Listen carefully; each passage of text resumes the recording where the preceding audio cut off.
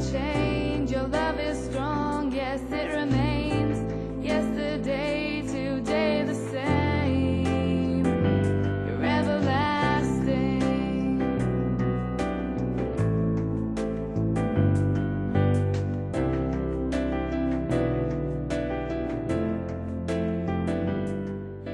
Mill-Evanġelu skont San Ġwan. F'dak iż-żmien kif kien għaddej, Ġesu lema raġel agħma minn twelidu. Beżaq fl-art, għamel minnu qisu tajn u dilek bih għajnejn ir-raġel agħma u qallu: mur inħasel fil-menqa ta' Silwam. Din tfisser il-mibgħut. Mela dak mar, inħasel u ġie jara. Il-ġirien u dawk li s-soltu kienu jarawh għax hu kien tallab qalu: dan mhuwiex dak li kien joqgħod bil-qiegħda jittallab. Xi wħud qalu iva hu, oħrajn qalu le ma jixbku, iżda hu qalilhom jiena hu. Lil dan il-bniedem li fl-imoddi kien agħma ħaduh għand il-Fariżej. Issa dakinhar li Ġesu għamel it-tajn u fetaħ għajnejn l-agħma inserta kien is-sibt. Il-Fariżej ukoll staqsew mill-ġdid lill-agħma kif sar jara u qalilhom: għedli ftit tajn fuq għajnejja, mort ninħasel u issa qiegħed nara. Xi wħud mill-Fariżej qalu: dan il-bniedem mhuwiex ġej mingħand Alla għax ma jħarriss is-sibt. Iżda oħrajn qalu: kif jista' wieħed midneb jagħmel sinjali bħal dawn? U ma qablux bejniethom. U reġa' qalu lill-agħma: inxidirlek minnu issa li fetaħlek għajnejk. Qalilhom: dak profeta.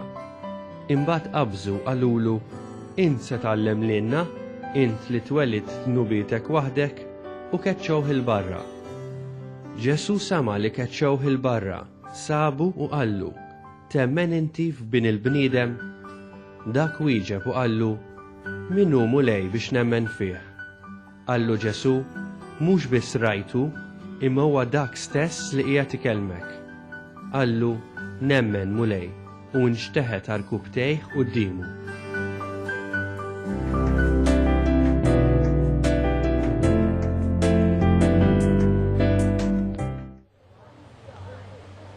Il-Vanġelu tal-Ħadd jirrakkonta il-fejqan ta' wieħed agħma mitwelid. Ġesu wera ħnina kbira ma' dana ir-raġel agħma meta tikkonsidra li min kien ikun għami dak iż-żmien kien ikollu wkoll ibati l-faqar għax ma kienx ikun jista' jaħdem, għalhekk ħafna mill-omja kienu wkoll tal-laba jitolbu l-karità biex ikunu jistgħu jgħixu. Biex niskopru u nifhmu kemm kien kbir il-miraklu ta' Ġesu meta tad-dawl mill-ġdid li dak li kien nieqes mid-dawl minn twelidu, student miegħi illum il-Mister Joseph Stafrace, illi huwa student universitarju, fil-fatt qegħdin fuq il-kampus tal-Università. U Joseph ġentilment oġbu jaqsam l-esperjenza tiegħu magħna, esperjenza ta' xi ħadd nieqes mid-dawl. Joseph, inti mhux minn dejjem kont nieqes mid-dawl. Għu ħaġa li nirgrazzjak bħalek għalli l-opportunità li tajtni naqsmu dawn ftit sibijiet flimkien. ċertament jint id-daw meta kelli 7 snin. Allura għandi żewġ aspetti differenti, ċoħe li naf xi fisser kun tara u llum il-ħajja tiegħi ta' kuljum persuna għama. Ġifieri tapprezza li kieku biex ngħidlek dak il-miraklu sar miegħek, jalla xi darba jsir. Inti tapprezza ħafna li x'taf xi ġifieri tara. ċertament hu il-fatt li terġa' tiġi tara bħal terġa' tieħu il-deċiżjoni kompleti f'idejk. Id-diżabilità tagħna toħloq ċertu diffikultajiet li kien verità, ma ċertament ukoll blajn tal-fidi nistgħu naraw il-ħajja b'mod differenti. Tista' tispjega li ftit id-diżibilità x'inhuma l-konsegwenzi tagħha biex aħna nifhmu biex ikun min ikun nieqes mid-dawl. Il-fatt li persuna għama għandha bżonn ċertu għajnuna. Ngħidu pereżempju jiena hawnhekk irrid immur x'imkien ieħor, irrid immur il-belt. Hemm ċertu ċirkustanzi orajt tista' naqbad il-bastun imma iktar diffiċli. Jew wasalni xi ħadd. Allura hemm ċertu żvantaġġ. Il-fatt li qed tiddependi fuq ħadd ieħor, imma l-fatt li tara inti tista' taqbad titlaq fix-xi trid. Okej, forsi llum il-ħajja tiegħi saret daqsxejn differenti għaliex għandi kelb gwida. Allura għandi l-ħajja tiegħi iżjed Sirt aktar daqsxejn aktar indipendenti. Fil-fatt illum aħna ftemna li niltaqgħu fej l-uffiċċju tiegħi l-università. Imbagħad jiena ċempiltlek u għadlek qiegħed fejn il-kantin tiġi u inti qbadtu ġejt. Battu ġejt. Waħdek. U dan ir-riżultat l-bniedem għamel passi l-qoddim intu napprezzaw li dak iż-żmien il-persuna għama kien nimwarrab tas-soċjetà. Imma llum is-soċjetà indunat il-persuna ġżamta, ċoje dan il-Vanġelu tal-lum persuna għama irid ikun inkluż fis-soċjetà biex ikun jista' jieħu iżjed deċiżjonijiet għalih personali. Kieku nistaqsik hekk jiġifieri x'kun tixtieq tara, Joseph, għax hemm ċertu affarijiet mhux hekk inti ma tarax, tisma', timmaġina. Imma hekk dak l-affarijiet li ituk pjaċir, ituk sodisfazzjon fil-ħajja ta' kieku narhom dawna. Ituni ħafna sodisfazzjon. Ħaġa li mmissja ħafna in-natura. In-natura hija nħobbha ħafna għaliex waħda mill-memorji sbieħ li bqajt inżomm hija tal-baħar u x-xemx.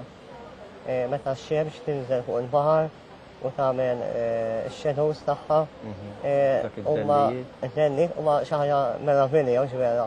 Li kuntant aħna l-bnedmin ma napprezzawhomx mill-ħajja maħġna li għandna llum. Ma ngħidux ħalli jaqaf nara x-xemx niżla ħanara kemm huma affarijiet sbieħ li dan għandna kemm jinbidlu kuluri pereżempju. Dan għandna l-bniedem ta' affarijiet sbieħ u l-bniedem ma japprezzahomx. Ġifieri dawna jekk wieħed ikun jara irid japprezza dawn l-affarijiet kollha u jfaħħar l-Alla lihom. Qed nieħu gost li qed issemmiha inti. Għaliex iċ-ċirkustanza llum il-bniedem jieħu kollox for granted. Ħaġa oħra fil-Vanġelu li naqraw il-ħadd jissemma li dan ar-raġel imfejjaq minn Ġesu barra li ġie jara kien sar jemmen. Jiġifieri Ġesu ma taħx biss id-dawl fiżiku illi ġie jara, imma taħ ukoll id-daw tal-fidi. Jien qed nitħaddet miegħek, Joseph, illi naf illi inti għandek nieqes id-dawl fiżiku, però għandek ħafna daw tal-fidi fik.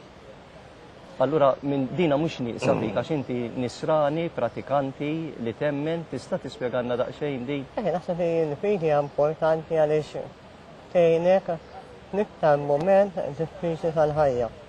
U meta l-bniedem naħseb ikun mattan irid xi ħaġa li tgħinu biex ikompli għaddej fil-ħajja. Personalment ikun hemm mumenti bħal ħadd ieħor fejn indur lejn dan Alla u nitlob l-għajnuna tiegħu u permezz tal-fidi inkompli għaddej diffikultajiet normali bħal ħadd ieħor jiżvera. Jiġifieri ikollok daqsxejn diffikultajiet mhux hekk. M'għandna xejn iktar u inqas minn ħadd ieħor. U l-fidi tgħinek. Anke naħseb aspett ieħor tal-fidi il-komunità nisranija.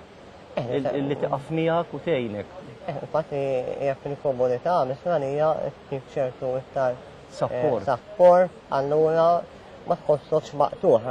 Allura meta ma tħossokx maqtuħ ħass tħossok iktar. U fil-fatt inti b'dil-għajnuna bil-kuraġġ li għandek anke ġej mill-fidi tiegħek falla li jgħinek.